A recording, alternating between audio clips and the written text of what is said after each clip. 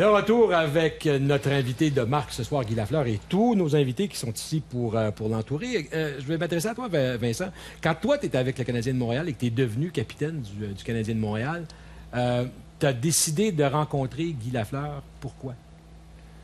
Bien, c'est un concours de circonstances. En 97, Mario m'avait nommé capitaine l'année d'avant. Oui, c'est vrai. Et puis là, c'était Alain Vigneault qui était l'entraîneur-chef. Et pendant le temps des fêtes, Molson nous recevait toujours à la brasserie. Et Guy, à ce moment-là, était là. Puis moi, ça allait vraiment pas bien personnellement. Ma fiche personnelle n'allait pas bien. J'avais pas beaucoup de points. Puis je trouvais que dans l'équipe, il y avait un malaise aussi. Puis là, je chantais je sais pas si tu te souviens de ça, Guy, mais je chantais une responsabilité là, de capitaine. Il fallait que je fasse quelque chose. Il fallait que je dise quelque chose aux joueurs. Mais j'avais de la misère à me convaincre parce que je dis ça va tellement mal pour moi. Comment moi je vais me lever puis dire aux gars, débrasser un petit peu puis dire de se réveiller quand que ça va pas bien personnellement. J'avais demandé conseil. J'ai dit, Guy, je peux-tu te parler 2 minutes? Qu'est-ce que t'en penses? Puis il m'a dit, vas-y, ça va être bon pour toi, ça va être bon pour l'équipe. Et tu fais pareil, ça va te mettre un petit peu de pression sur les épaules, puis ça va bien aller. Puis c'est ce que j'avais fait. Puis j'avais eu une très bonne séquence peu après, personnellement, puis l'équipe a commencé à gagner. C'est ça. Guy, il était très, très généreux. Il était à l'entour de l'équipe pendant ces années-là, Guy, puis moi, je m'en servais le plus possible. À chaque fois que je le voyais, je lui parlais, puis il m'avait aidé beaucoup à avoir confiance, à vraiment faire confiance à mon feeling qu'il fallait que je fasse quelque chose. Stéphane, tu sais ce qu'il dit, Vincent, là? Michel, c'était un peu ça aussi que tu avais dans la tête quand tu savais. Tu avais confiance en lui, puis il voulait revenir. Et Michel, il nous avait bien dit, écoute, les jeunes, ça va les motiver, ça va être effrayant. Michel, c'est ça que exactement. Puis ça a été cette situation-là. Avec New York, c'était la première année de Tony Granato, Brian Leach. Et tout de suite, ces jeunes-là étaient portés. Tony, il jouait avec Guy. Il était porté à aller vers Guy. Après ça, à Québec, lorsque Guy est revenu avec moi à Québec, c'est Joe Sakic. C'est Joe Sakic qui était le... Puis j'avais demandé à Guy, sur la route, d'être son roommate pour lui montrer comment ça se passe dans la Ligue nationale. Puis lui, c'était toujours correct. C'était toujours correct. Même, je vais vous conter une anecdote. Quand Guy a signé son contrat avec les Rangers, j'ai dit, Guy, fait 4 ans que t'es retiré. Ça se peut qu'un soir, tu joues pas. Puis c'est arrivé là, au mois de décembre, au Minnesota.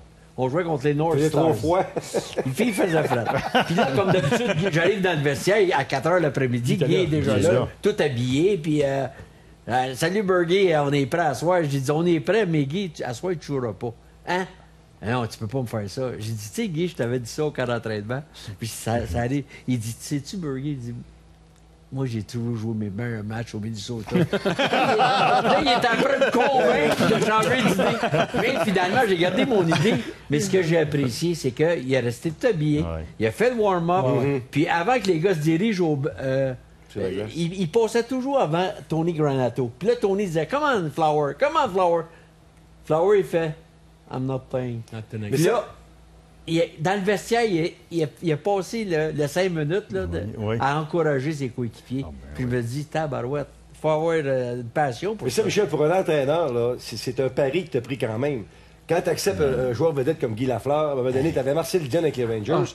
À un moment donné, tu arrives là. Il y avait du but. Les gars ont les jambes un peu plus pesantes. Quand ils ont décidé de retirer le gilet à Marcel Dion. OK, vous parlez de pression, là.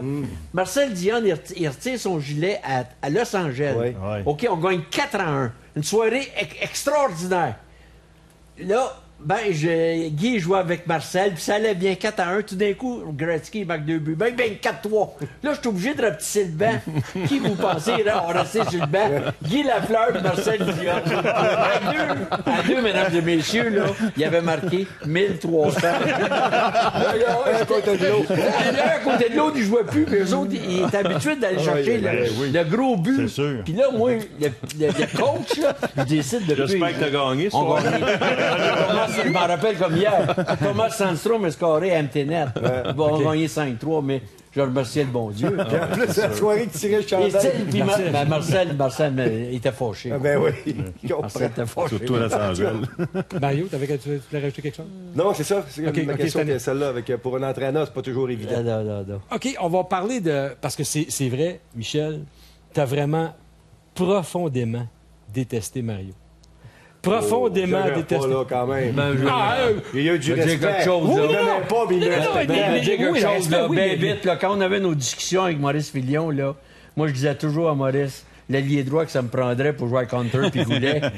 Oui, mais il jouait d'autre bord. Mais le problème, c'est que quand Maurice a appelé Serge Savard pour lui demander si Mario était disponible, il voulait Goulet. Puis, t'as dit non. On dit, on fera pas le choix. Mais t'as jamais, par exemple, Pas capable. détesté Guy. Même joue pour le s'il m'engueulait Canadien. avec Mario, avec Chilios, Carbo. avec Carbo, ben ouais. Nyland, m'a te les nommé, Bergie. Puis, pas avec Guy jamais. Quand que je regardais Guy, là, j'avais comme... Une retenue. Tu sais, j'étais arrogant des fois, là, pas souvent. Là.